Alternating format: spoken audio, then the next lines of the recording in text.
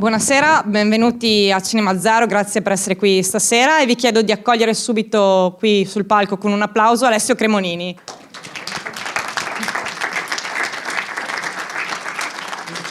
Non c'è bisogno dell'applauso, grazie. No, scusate, ci siamo tardati un attimo perché abbiamo scoperto di avere lo stesso film preferito in comune che è Harold e Maude, quindi ci siamo un attimo persi. E ve lo consigliamo, giusto? Possiamo dire che dopo qualcuno l'avrà visto? Ah, esatto, qualcuno ha visto Harold e Maude? Ah, è stupendo. Beh, ve lo consigliamo dopo Profeti, ovviamente, ecco, quindi come molti di voi sapranno Alessio ritorna al cinema dopo Sulla mia pelle, un film che aveva fatto in precedenza su Stefano Cucchi, che penso che tutti di voi conosciate la vicenda. E perché lo dico? Perché anche questo film, Profeti, in un certo qual modo parla di una prigionia, di una prigione, di un luogo angusto, no? E una domanda che volevo farti è come è nata l'idea di questo film e come mai il tema della prigione ritorna un po' come leitmotiv nella tua filmografia?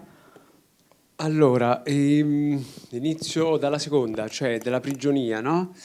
Ma un po' perché mi sembra che gli esseri umani, proprio la specie umana, ha come sue particolarità due o tre cose, alcune belle, alcune terribili. Una di queste è il tentativo costante proprio della sottomissione di qualcun altro, sia nel privato, ma sia proprio come vicende storiche in qualche modo, no?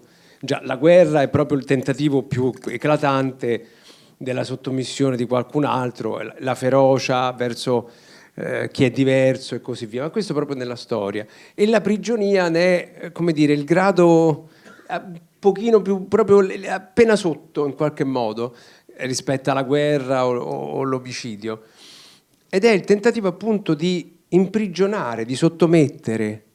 E questo meccanismo molto umano mi interessa molto, cioè trovo che sia affascinante parlarne, ma anche sia un modo per cercare di guardarci allo specchio, perché una cosa che dovrebbe fare il cinema, tra le mille che può fare, è quello di specchiarsi, cioè di essere, non dico catartico, perché forse a quel punto non avrebbe nemmeno senso, ma in qualche modo di mostrarci chi siamo, no? O chi potremmo essere, chi non siamo o cosa diventeremo, cioè in qualche modo dialogare con la realtà e non solo con la fantasia. C'è il cinema di evasione, il cinema fantasma, però c'è anche un cinema che una volta era molto florido qui in Italia, di tentativo di raccontarsi. E la prima invece era? La prima è perché hai deciso di fare questo film, da come è nata l'idea di questo film? Allora, da questa cosa qua, cioè del fatto della prigionia, il passo è stato breve, nel senso che in Cucchi era una prigionia, un arresto inevitabile, visto che deteneva una piccolissima parte di droga, e poi invece da lì un crimine perpetuato, insomma, da uno Stato democratico in qualche modo, e quindi è quello che tutto sappiamo. Invece in questo caso mi interessava raccontare una prigionia che non avesse chiaramente nulla di democratico e quindi per certi versi meno allarmante, cioè mi aspetto da una dittatura che sia feroce. Volevo anche raccontare dei giornalisti, cioè almeno, come dire, ricordarci che i giornalisti, per quanto a volte anche magari non tutti ci sono simpatici, ognuno ha le sue preferenze, è normale, però sono le orecchie e gli occhi del nostro sistema. E soprattutto volevo raccontare delle donne. Allora mi sono detto, qual è la cosa recente che è proprio più evidente dell'aberrazione della sottomissione delle donne? E beh, a quel punto l'ISIS e Daesh mi è sembrata la cosa più, la punta dell'iceberg, però più lampante in qualche modo.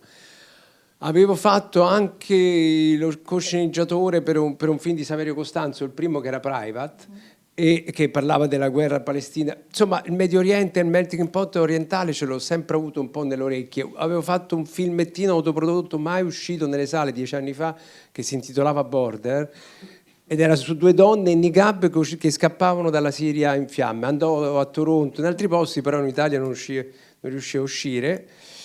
Ma va bene così. E a quel punto mi sono detto, beh, mi interessa parlare delle donne, della loro della loro difficoltà anzi dei loro problemi in vaste aree del mondo, tra cui anche la nostra, anche se chiaramente meno evidenti, ma 2 volte a settimana molto evidenti grazie ai femminicidi, perché quella più o meno è la media. E poi mi sono detto, siccome il cinema italiano, e non solo italiano va detto, ha estrema difficoltà a raccontare storie di donne, di solito le donne hanno quello che una volta, quando c'era Pippo Baudo e ancora prima, erano le vallette, le soubrette, cioè quel meccanismo lì, no? Per cui c'è la star maschile e poi di contorno è raro che sia il contrario, che nel cinema la star vera, il centro sia la donna e poi c'è il contorno. Infatti i film con donne protagoniste sono rarissimi, 2 credo che, non lo so da quanto non succedeva. E quindi anche questo mi interessava, cioè fare una cosa dove ci fossero le donne. Ecco, mi sembra una cosa normale, ma in realtà normalissima non è. No, difatti ne parlavamo prima, che la peculiarità del film, io mi sono permessa di dirti che la bellezza di questo film è che tu racconti la storia di 2 donne non facendo sentire la mano di un uomo, non so come dirti, molte volte siamo più abituate, e questo lo dico da... Hanno fatto tutto loro. Ok, le attrici, e difatti volevo dirti com'è stato costruire una storia, e poi queste 2 attrici, insomma, che conosciamo bene, Jasmine Trinca la conosciamo molto bene, insomma, e Nur, adesso non mi ricordo il nome Isabella Nefarra. Grazie, che nel film interpreta la moglie di un miliziano dell'ISIS. Esatto. Sì. E volevo dirti com'è stato, insomma, lavorare con loro 2 e appunto farti questo complimento, nel senso che è un film che non è caricaturale, che non estremizza no. No, quello no, infatti, meno male. Non è... sono scattato. Sì, ho visto. Cioè... No, è un complimento di fatto. No, non lo so, no, perché quello no, sarebbe stata un'aberrazione. Cioè, al di là di quello che si possa pensare di un film, cioè cercare di fare un film sulle donne e fare pure una caricatura. Ma il rischio è dietro l'angolo a volte. No, può darsi, sicuramente. Grazie del complimento, lo giro a loro che si sono molto autogestite. E, allora, Jasmine la conoscete e poi l'avevo incontrata. Faceva Ilaria sulla mia pelle, quindi poi ci siamo trovati subito molto bene, quindi io ho una vera passione, un amore direi per Jasmine, lei mi tollera e quindi alla fine ci siamo messi insieme per fare... Beh no, io ho un amore, lei mi tollera, quindi alla fine mi ha concesso perché le interessava. Jasmine è un'attrice a cui chiaramente sceglie molto bene i ruoli i film in cui vuole stare, quindi per me è stato un vero onore in qualche modo, anche perché senza di lei è difficile, sarebbe stato impossibile fare un film così particolare. E invece Isabella l'ho trovata tramite dei video, mi mandavano dei video perché c'era il Covid da tutto il mondo, da Berlino, Parigi, e una di queste era Isabella Nefarra, che all'inizio non volevo prendere, perché lei è italo-iraniana e chiaramente quindi non parlava arabo e questo aggiungeva un problema enorme, già un film problematico perché comunque insomma non è facilissimo in Italia produrre film del genere e poi l'ho vista, tutti ci siamo detti beh è perfetta e forse era perfetta perché come dire pur da tempo non abitando più in Iran, ma insomma l'Iran non è proprio il posto dove è più facile abitare se si è una donna e quindi in qualche modo nell'orecchio ce l'aveva, anche se chiaramente l'ISIS è un'aberrazione che è un nazismo di fatto, quindi non è paragonabile comunque, però insomma aveva nell'orecchio che cosa vuol dire essere donna in una dittatura dove le donne valgono meno di 0, insomma, come era un libro di Bret Easton Ellis. Beh, loro l'ho separate, c'era il Covid, quindi non le ho fatte mai incontrare perché una è una carceriera, l'altra era carcerata, quindi se faceva un'amicizia era finita. Quindi no, c'è il Covid, quindi. Poi quando si sono incontrate hanno fatto molto loro, quindi io poi lascio molto fare. Ok.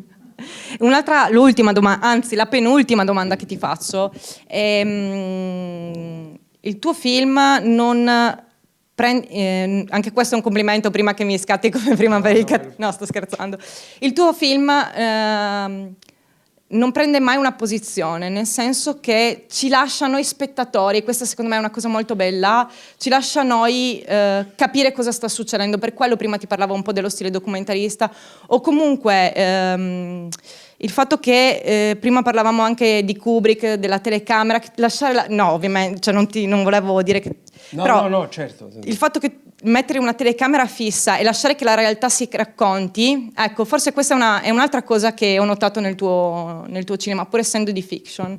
Quindi volevo dirti, intanto anche qui, farti un complimento sul fatto che comunque non dice mai allo spettatore cosa pensare, e secondo me questa è stata una caratteristica anche del tuo film precedente. Ah sì, questo sì, anzi qualcuno si è anche lamentato Sì, di esatto. questo, anche nel cinema precedente, nel film precedente si sono lamentati, quelli che erano più da una parte dicevano ma no, ma guarda questo qui che ha detto delle cose che non si dovrebbero dirgli, qualcun altro diceva questo è troppo poco. Allora nel mio piccolo mi sono ricordato di una cosa che diceva Leo Petri e Ugo Pirro, che era lo sceneggiatore di La classe operaia va in paradiso, che dicevano sempre i sindacati volevano più che parlavano per i sindacati, gli operai per gli operai, i gruppettari per i gruppettari, i PCP ci hanno odiato tutti. Ecco, adesso io non voglio fare la stessa fine di quei due geni, però magari ci hanno preso pure un Oscar con indagini, quindi. Però il desiderio appunto di non essere retorico era quello di raccontare una prigionia vera, cioè adesso questo film è particolare, quasi un marziano, perché non tanto e non solo, loro lo vedono in inglese? Sì, lo vedono in VO. In versione originale sottotitolata come richiesto. Non solo perché è girato già in una lingua che non è l'italiano, che vabbè, perché effettivamente tra rapito e quello che vedete, qui bisogna fare però 2-3. Vi posso dilungare 2 secondi? Ma se non anzi, assolutamente, ci spieghi meglio. Allora, questa è una storia finta, ma vera, nel senso che tutte le fasi, anche quelle che vi sembreranno più assurde, però sono accadute a qualche rapito o rapita, soprattutto rapite, perché diciamo, è un patchwork, ma è tutto accaduto e anche dialoghi, chiaramente cinematograficamente più stretti, anche se me la sono presa comoda perché sono 110 minuti, quindi non è che ho proprio, non c'è un ritmo a galoppo, e sono effettivamente tutti presi, anche se un po' riassunti, da cose che sono avvenute. Questa è la prima cosa. E il tentativo era quella lì di rapire anche voi. Cioè voi vedrete un film che ha come tentativo quello di, in qualche modo, di mostrarvi quello che veramente poteva accadere in una situazione del genere e che di fatto è un patchwork di tutte queste cose qui. Quindi sia la regia che una totale assenza di musica che viene da Fanny Alexander di Berman, perché pure lì è un rapimento, allora gli ho preso quella musica lì. Gli estremisti islamisti non possono cantare, solo alcune canzoni, e quindi mettere la musica era filologicamente sbagliato. Quindi ecco, quello che abbiamo cercato di fare tutti quanti, sceneggiatori, era quello di fare un film che il più possibile, anche proprio nel ritmo lento, Quirico dice che ci diceva a me Jasmine in un paio di call che abbiamo fatto, il corrispondente della Stampa rapito un paio di volte, tra cui una volta in Siria, che il tempo non passa mai. Ecco, abbiamo cercato, chiaramente cercando di non distruggervi, però di darvi quella sensazione, quell'atmosfera, e quindi anche la regia abbiamo cercato di farla, ho cercato di farla il più semplice possibile, a parte perché io amo gli attori, quindi penso che gli attori più, come dire, li registri e meno gli rompi le scatole intorno, e più sono bravi. E quindi anche l'inglese, e qui ritorno all'inglese, perché di solito chiaramente nessuno sa l'arabo, anche se sono corrispondenti che da anni, ma l'arabo è difficilissimo, è rarissimo. O comunque, tant'è vero che una mia amica, una corrispondente che si chiama Susan Dambus, che qui fa della consulente, rapita da un gruppetto in Siria, da Al-Qaeda, diciamo, 10 anni fa, con altri 3 colleghi italiani, lei parlava in francese con la sua carceriera. E quindi ci siamo detti filologicamente, cioè noi abbiamo cercato di essere il più filologici possibili, non raccontare favolette, e quindi nostre amicizie, diciamo così, che non possono avvenire tra una giornalista occidentale e una estremista islamista che appoggia le bombe, il Bataclan, quello che è successo lì, perché nessuno ci farebbe amicizia. Cioè, questo è il tentativo di fare un cinema proprio che vi mostra quello che di fatto avviene in queste situazioni. Quindi prendetelo, diciamo, in questo modo, ecco. Ultimissima domanda che esula un po' dal film, è una domanda che noi facciamo un po' a tutti gli ospiti che vengono a Cinema Zero ed è semplicissima e chiede una risposta secca e di pancia, ok? Ed è: perché il cinema al cinema? Perché ha senso venire al cinema a vedere un film e non vedere un film su una prima ne parlavamo appunto, su una piattaforma. Che differenza c'è? Secca però, cioè mi puoi dare 30 secondi però? 30 secondi va bene. Allora, perché la complessità non è una questione di grandezze, secondo me, però la complessità raramente si trova in meccanismi di multinazionali, cioè di grandissime. Lì c'è un altro tentativo e quindi vanno sulle piattaforme. Non so se riesco a spiegarvi. La complessità e l'originalità a volte c'è, a volte non c'è, però si trova quando, come dire, c'è una produzione, c'è una distribuzione e quindi qui è un posto libero, vorrei in qualche modo dire, di scelta. Io ho sempre paura di quando qualcuno dice, beh, puoi scegliere tra queste 10 cose. No. E muoversi, spostarsi e pagare quel biglietto che paghiamo, che è pochissimo, una birra, una pizza a taglio. Anche meno, un po' da noi. Vabbè, insomma, è una scelta di libertà e purtroppo in democrazia la libertà un po' si paga. Poi magari si vedono pure cose belle, non dico questo, ma in generale, quindi va bene. Ringraziamo Alessio. Grazie infinite a voi. E buona visione.